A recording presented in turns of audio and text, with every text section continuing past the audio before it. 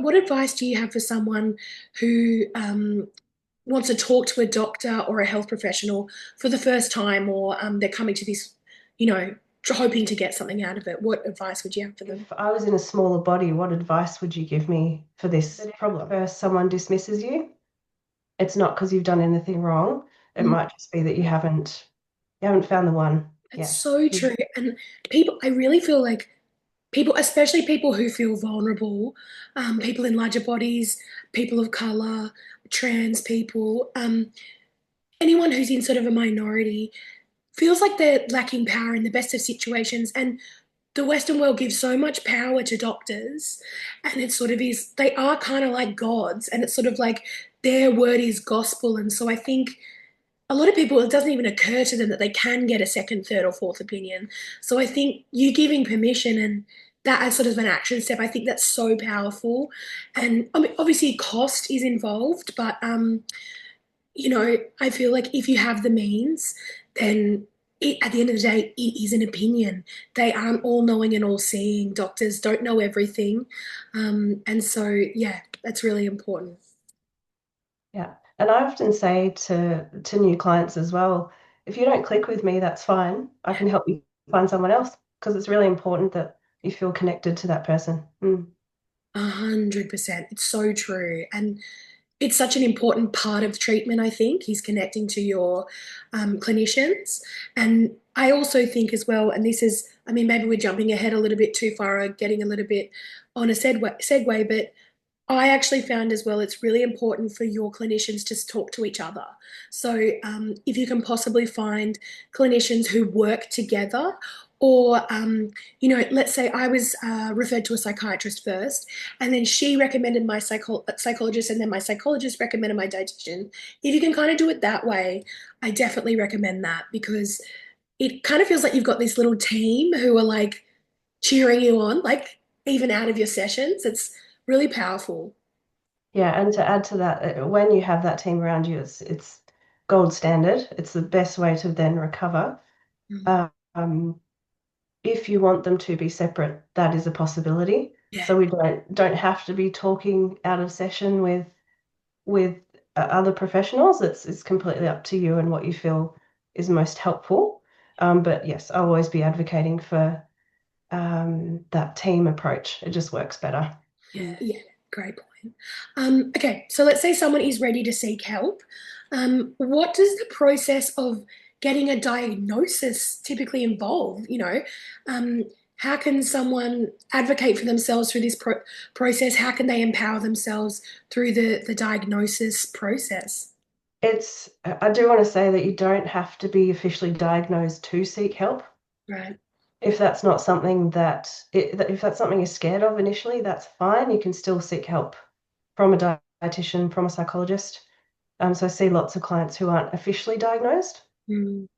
If you do want that official diagnosis, in Australia at least, it needs to come from a GP or a psychiatrist. I believe some psychologists do as well, but it's usually from a GP generally. The main benefit of actually being diagnosed is, I suppose, that validation of, okay, this is a problem, let's do something about it. But also often it means Medicare coverage to access a team. So you do actually get rebates back through getting an eating disorder plan.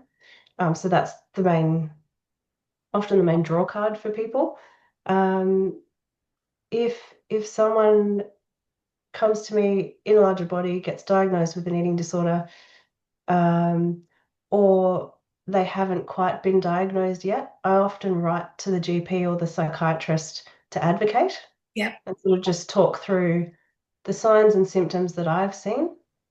And that can be done as a bit of preempting going to a GP as well. So I can write that letter, and then the client goes to the GP, and they've already got this letter in front of them that has pretty much the diagnostic criteria set out. That can then help in seeking help as well. So going back to that point, um, that speaking to someone who is credentialed or who has experience in eating disorders, and then getting them to advocate for you can then mean that the GP might be more on board. Um, in an actual, whether you're diagnosed or not, in an actual session, we'll talk about eating, thoughts, mental health, um, and often initially it will sort of go back to looking at patterns that have happened in the past. So not just what you're experiencing now, but what sort of led to this point, because often it's preempted by a long, like decades of little things that have had a domino effect over time, and that can be hard, really hard to dig up. So we move at a pace that's comfortable for the client, um, but often we can find little nuggets of things that then help us to pull that all apart. Mm. I think one of the big things that is not talked about anywhere near enough is the eating disorder care plan and what that sort of, for lack of a better term, unlocks in terms of care. Um, I I had already started seeking treatment before this came in from the government. I remember when it was introduced, and my psychologist was very excited about it because it meant that it was much more accessible for people to access the care they need. And there are dietitians and psychiatrists and psychologists out there who do bulk bill. And so there are many options. If money really is an issue, you deserve care, and it is out there. And so the eating disorder care plan, I believe, please correct me if I'm wrong, but I think is it 20 sessions with a dietitian and 40 with a psychologist? Yeah. And so obviously you need to continue to see your GP to unlock them. But if anyone's ever been on a mental health care plan, that only unlocks 10 sessions per year. So you get double the number of psychology sessions per year with an eating disorder care plan, which is incredible. Um, it means you can see your psychologist very regularly and your dietitian. So it's wonderful. And the other thing I wanted to quickly touch on here as well is the Medicare family safety net threshold. I think it's another thing that people don't really talk about. And when you're talking about eating disorders and you really are in the beginning stages, you're in treatment a lot. You know, you might see your psychologist once a week, your dietitian once a week, and your psychiatrist once a week in the very beginning. It's different for everyone, obviously. But that's expensive, right? But the good news is that once you hit a certain point of spend, you actually start to get majority of your money back. So the government has kind of set it up so that you really, I think won't spend any more than $2,500 a year out of pocket, roughly, and then it's sort of the sessions go down to $20, $30. So I know that money is a barrier for a lot of people. So I think it's really important to talk about these things and to spread awareness because people just don't talk about it. We don't share that information enough, I don't think. Yeah, great. Yeah. And I think you said you can access double the appointments for a mental health care plan for a psychologist. It's actually quadruple. It goes Quadruple, from yeah, 10 to 40. that's quadruple. Yeah. Or yeah, 20 a year with a dietitian, which is almost once a fortnight for a Yeah, year. Mm. it pretty much is with holidays in and taken in. And because I think you can also access care with a dietitian through another care plan, I think a chronic illness care plan through your GP. So that's another option if you wanted to go that route. I think it's 5 sessions that you can unlock. Um, so yeah, again, just stuff that people don't talk about, and is often a big part of consideration for people. It's expensive.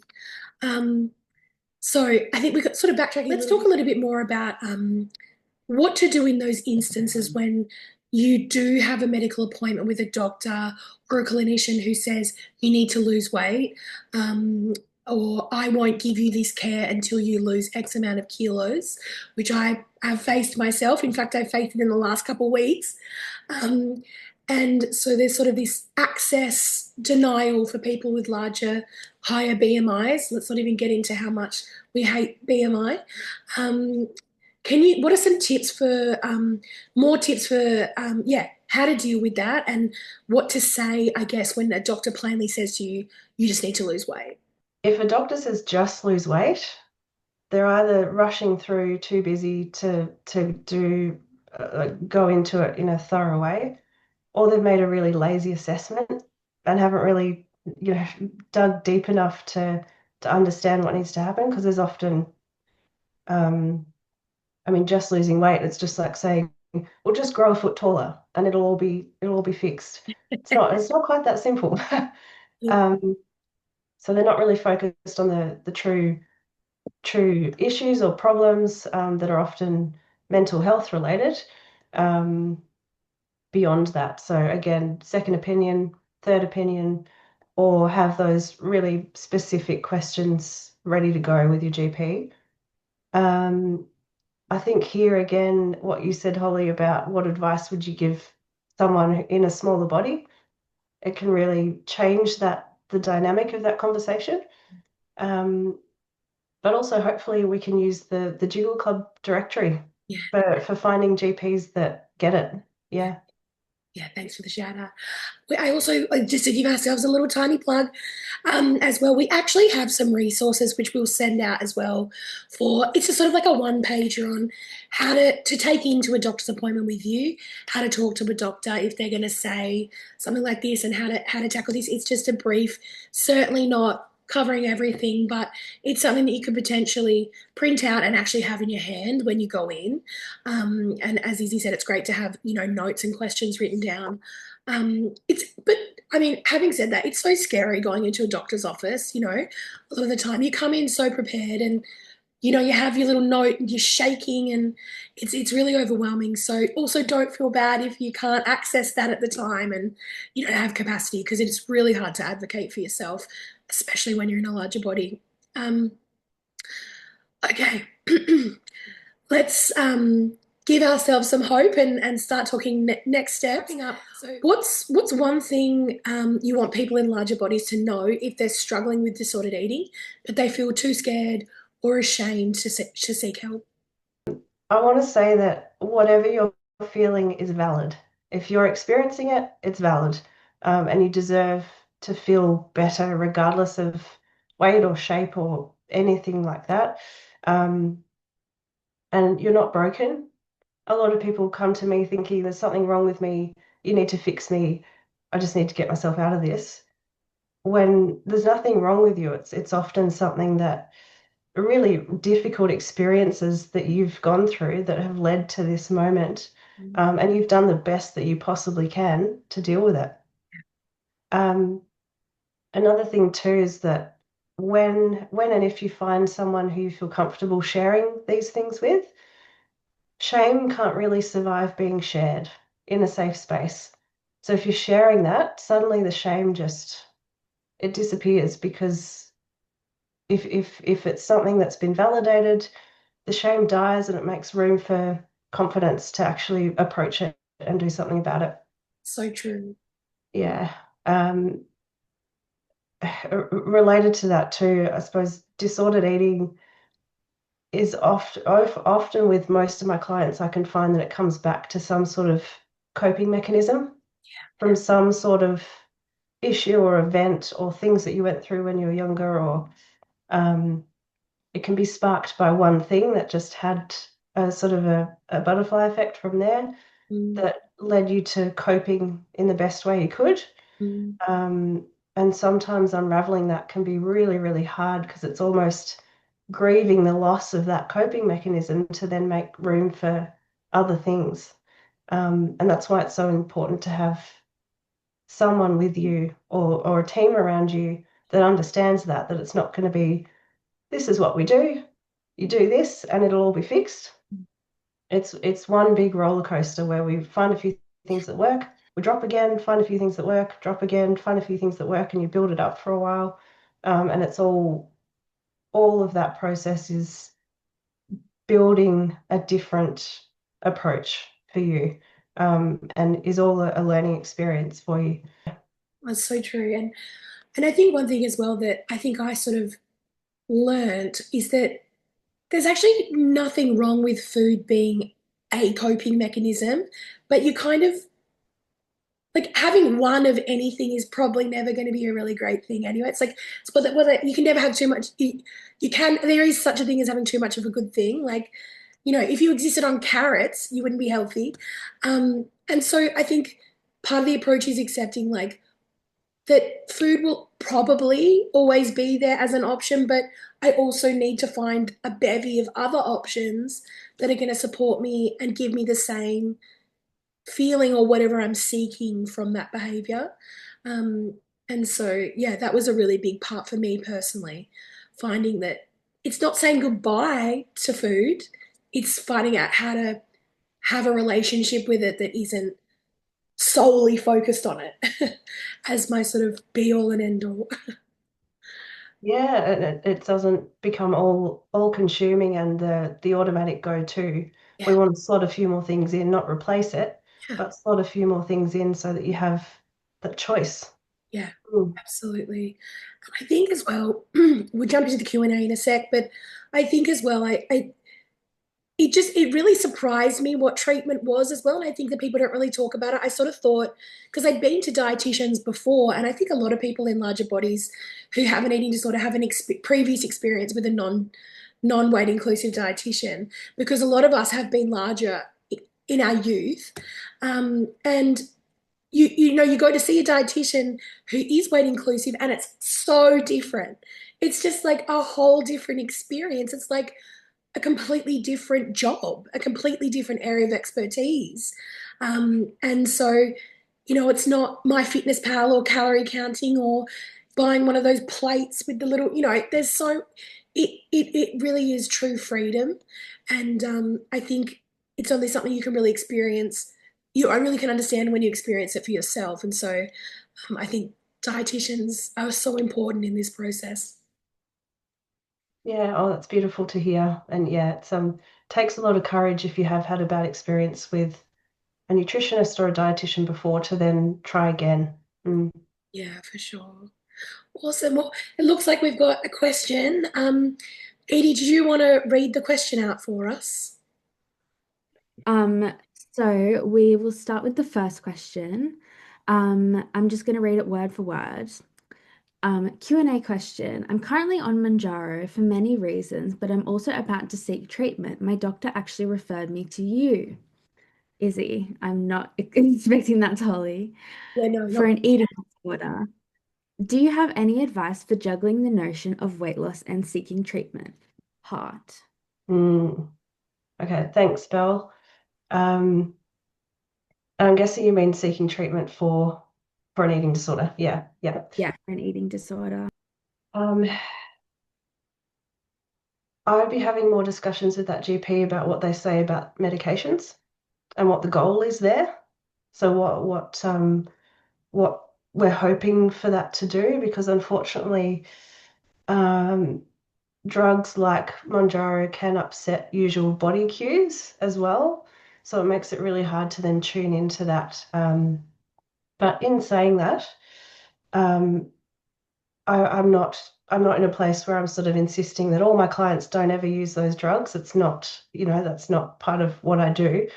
Um, it's just more of a short-term approach. So those drugs are short-term. What I'm doing is looking at eating behaviors and um, setting it up so that when we set you on a path to recovery, that's not going to last just the next 6 months. It's going to last forever, or at least be able to, if there's some sort of lull or something that pulls you back, you have the skills to then pick yourself back up again if you need to.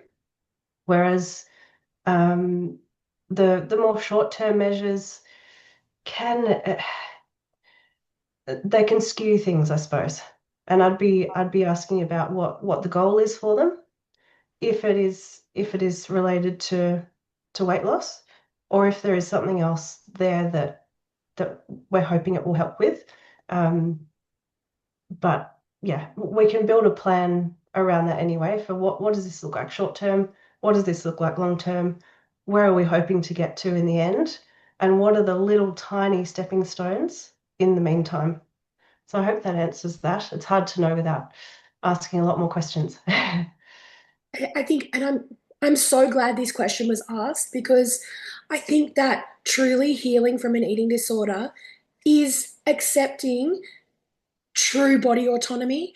And a part of true body autonomy is the if you want or need to seek weight loss, saying, true body autonomy is doing what you want with your body. And so I don't think there's anything inherently um, wrong with wanting to lose weight or taking those medications.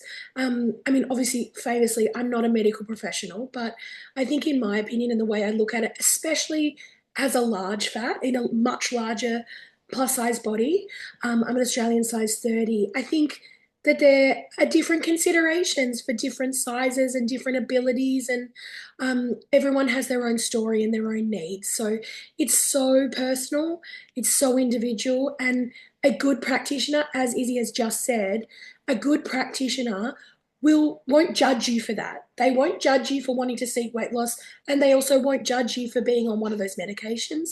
All they'll do is try and support and help you through it, and help you navigate it. It could potentially even be a tool to help. Who knows? I don't know. It may end up being a positive thing to do them at the same time. So, yeah, I think that don't feel like it's one or the other. It's not, Manjaro or seeking treatment. You can do both, and be supported. Yeah. And I will just add there, figuring out the reason why the Monjaro is there. I suppose that's what I meant by the goal. Yeah. And why do we want it there? Is it weight loss? Why do we want weight loss? Is it more related to body image? Is it more related to confidence? And the deeper layers that can come with an eating disorder. And we are finding that, there is emerging evidence that these medications are helping with other things like fertility and addiction and things. Obviously, things are very early. I'm not a proponent. I'm not trying to shove these medications down people's throat, but I'm just saying that I don't think they're necessarily the devil. They're a big question mark. We don't know a lot, and it's best to be curious and not judgmental. Eats, is there any other questions? Yes. So the next question we have is Q&A question. How do you navigate people making suggestions to lose weight due to concerns around musculoskeletal conditions and biomechanical function, e.g., not being able to move with the body's full range of motion, weight bearing whilst walking, pressure on the knees, joints, and cardiovascular system? Oof, good one. Uh, Again, we often presume that weight loss will fix that. There's no guarantee. It could make it worse. Because if the weight loss is muscle loss, which often it is, especially if we lose weight really suddenly, it can make that either losing muscle or that biomechanical function worse. So I'd be putting the focus on just reading through the question again. What can we do to strengthen and add to rather than trying to lose weight or take off? So what can we actually do nutrition wise, but also exercise wise? That's that first stepping stone. Because at the end of the day, things like arthritis or pain or pressure, or even your cardiovascular system don't necessarily improve just because that number has gone down. Totally. Again, I will caveat by saying I'm not a doctor, but I have faced this so much myself. I actually am in the middle of, I've had 6 months of really crippling back pain, and it's been really confronting. Assuming in the beginning that it was due to my weight, but it's actually not. It turns out it's genetic, a couple of genetic disorders. And through that, working out that I actually can strengthen this body as it is now. I don't need to lose weight to do that. And I can see that working. And it's one of those things that it's hard to believe until you try. But there is so much that you can do to support your body through movement without losing a kilo. One of the probably I would say, aside from sleep, and like lowering your stress levels, the best thing you can do for your body is to move it. And I'm not talking about weight loss or trying to like punish yourself, just like moving in a way that feels good, strengthening your body, working on your balance, things like that. You do not need to lose a gram to do that. And there are so many ways you can do that are not triggering as well. I get really triggered by getting really puffed. It makes me feel gross and like I'm, yeah, just like I shouldn't be puffing and I'm doing it wrong and it's embarrassing. But there are ways that you can work out and move your body without doing that, and it really does make a difference. And as for the cardiovascular stuff, I will say the majority of it's genetic. My dad is a tall, slim white man. He is like so slim, a marathon runner. He's always had a really physical job my whole life. He works out every day, and he's just had a stent put in his heart because he had a 98% blockage. It is completely driven by your genetics. I then had my heart tested. I have a perfect score. My heart is perfect. And so it really, there are so many contributing factors. And there is so much you can do to improve your health without losing weight. Yeah, beautiful. Yeah. And genetics is a big component. I don't want to dismiss that eating and exercise do make a difference, but we don't want to make the weight the pinnacle of that. We want to make sure that building eating and movement behaviors that feel doable, feel like something you can build on, and that might feel maybe a little bit uncomfortable to change initially, but actually feel like, okay, I can do this. Um, with that question too, I did have a thought too that I'd hate to dismiss, because I live within privilege. I don't want to dismiss the experiences of people in larger bodies, that it is often more difficult, like airplane seats, chairs. I advocated for a GP clinic that I was in person with. We need chairs that are different to this. I'm not working here if we have these ones because they're just not suitable. That's so cool. But actually recognizing that there is that stigma, and the experience is different. So often the desire to lose weight is there.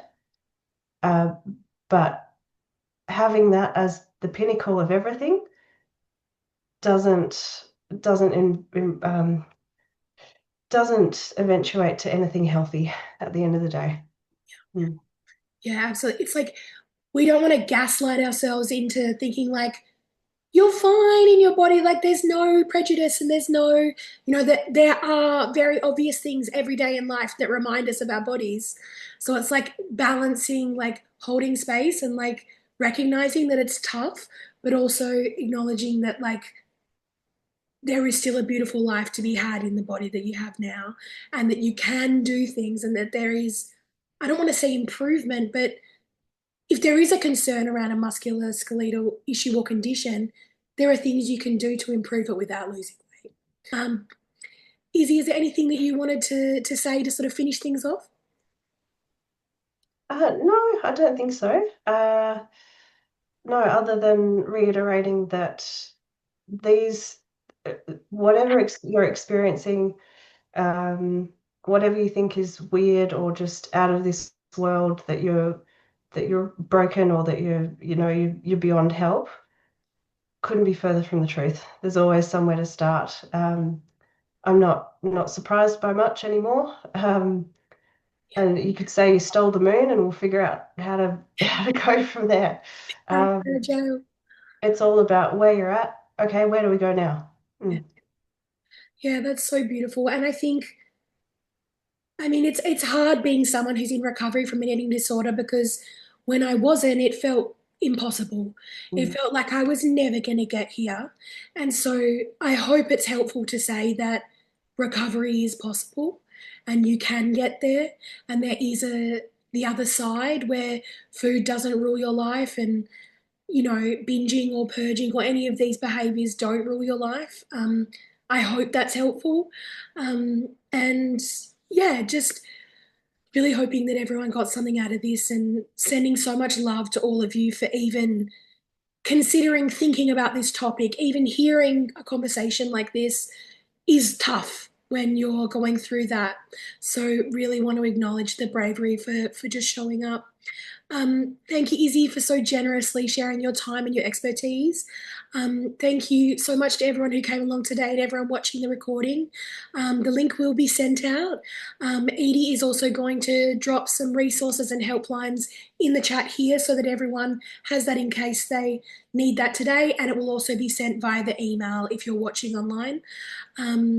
So yes, sending lots of love and healing, and our DMs are always open to anyone as well. We're always happy to send you on your way to professionals. And Izzy, the last thing I want to say was, do you want to give your business a plug? Like if you do are looking for a dietitian, that your books are open. Yeah, so my business is Nourish Avenue. I'm sure we can get my email out, but it's isabelle@nourishavenue.co. On Instagram, I'm Izzy with Zs, Izzy the dietitian. And again, more than happy to get a DM, even if it's just, I need help, and we can have a bit of a chat. Yeah. Nice, awesome. Well, thank you very much, everyone. I'm gonna